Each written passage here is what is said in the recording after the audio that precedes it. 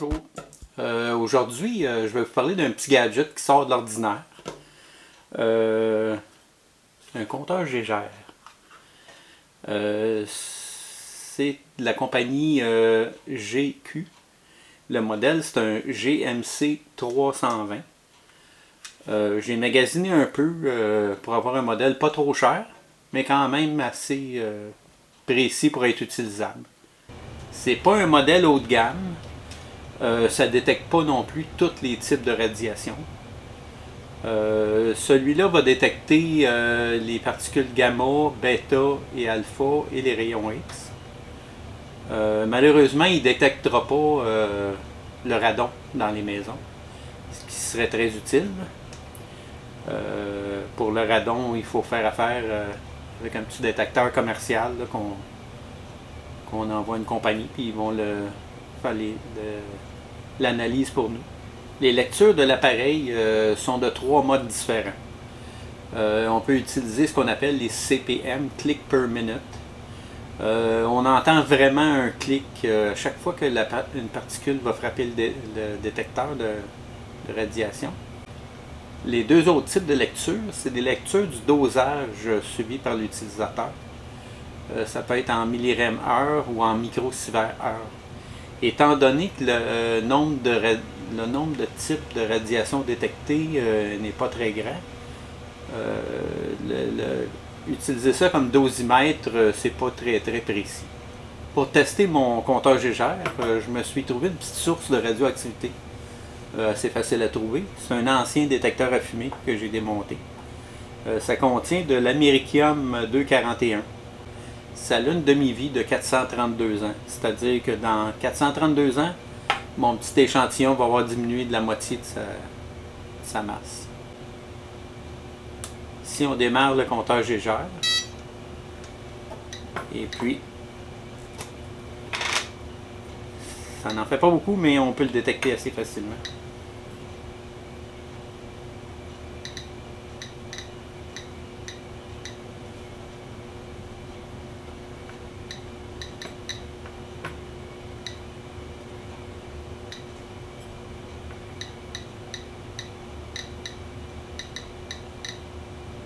La radioactivité normale ici, où est située ma maison, c'est environ 25 clics par minute. C'est la radiation normale dégagée par le sous-sol, ce qu'il y a dans la terre. Mon échantillon d'américium va faire monter le compteur Gégère environ à 175 clics par minute. Passer la lecture de 100, il va avoir un signal, on l'entend. C'est pour dire que là, c'est une radiation anormale. Le petit content de métal va isoler assez bien les particules qui sortent de ça. Mais disons que je ne le mettrai pas en dessous de mon oreiller. Il existe des vieux détecteurs de fumée, les premiers qui ont inventé, qui contiennent même du radium. Ceux-là sont assez dangereux, la radioactivité est très élevée. À l'extérieur, j'ai trouvé un endroit vraiment très intéressant. C'est situé à Varennes. C'est un ancien site industriel qui est fermé aujourd'hui. Et puis, ils ont laissé des immenses dépôts de scories radioactives. Ça date des années 90, je crois. Ils ont étendu ces scories-là à un moment donné sur les rues de la ville, mais ils ont enlevé des années plus tard. J'ai fait le tour à Varennes, puis j'ai détecté aucune radiation dans la ville même. Mais sur ce site-là, on ne peut pas se tromper, la radiation est très élevée.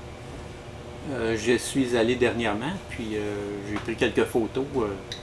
C'est assez facile à trouver. Fouillant les journaux de 1992, mettons, vous allez trouver l'endroit assez facilement. Alors, la rue qui donne accès est fermée à la circulation.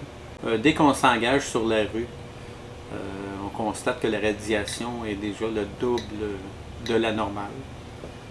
ce qui n'est pas très élevé, là, mais ça se mesure. Les terrains comme tels sont bien clôturés avec des barbelés. Il y a plusieurs affiches, défense d'entrée, très clairement indiquées. Il y a une partie des scories qui fait des montagnes qui est recouverte de gazon. Il y a une autre section qui est probablement moins radioactive, qui ont laissé à l'air libre. C'est dans cette section-là, il y a un petit peu de scorie qui passe en dessous de la clôture. Et puis on peut mesurer à cet endroit-là des lectures entre 200 à 600 clics par minute.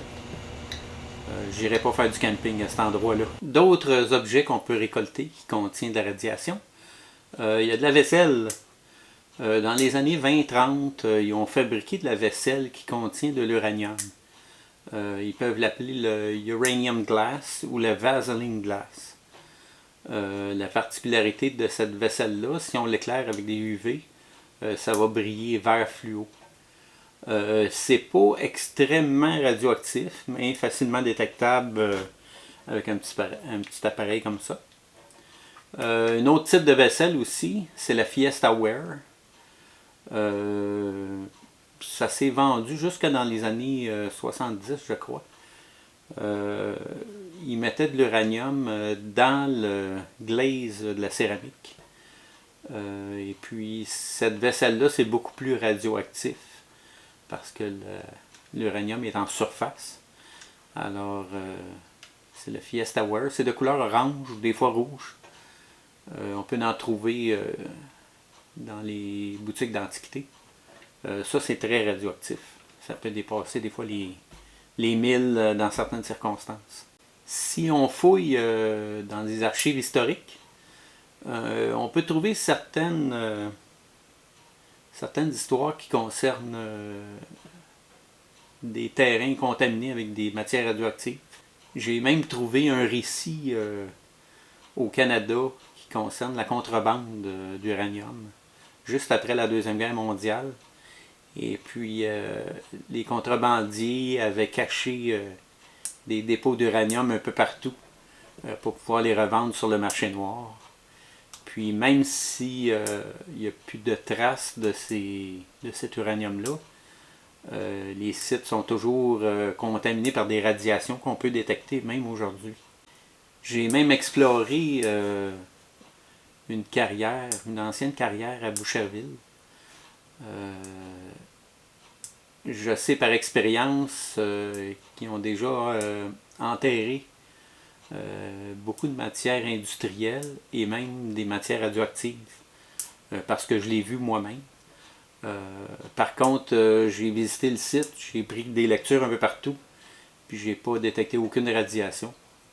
Probablement parce que le matériel est enterré trop profondément dans la terre.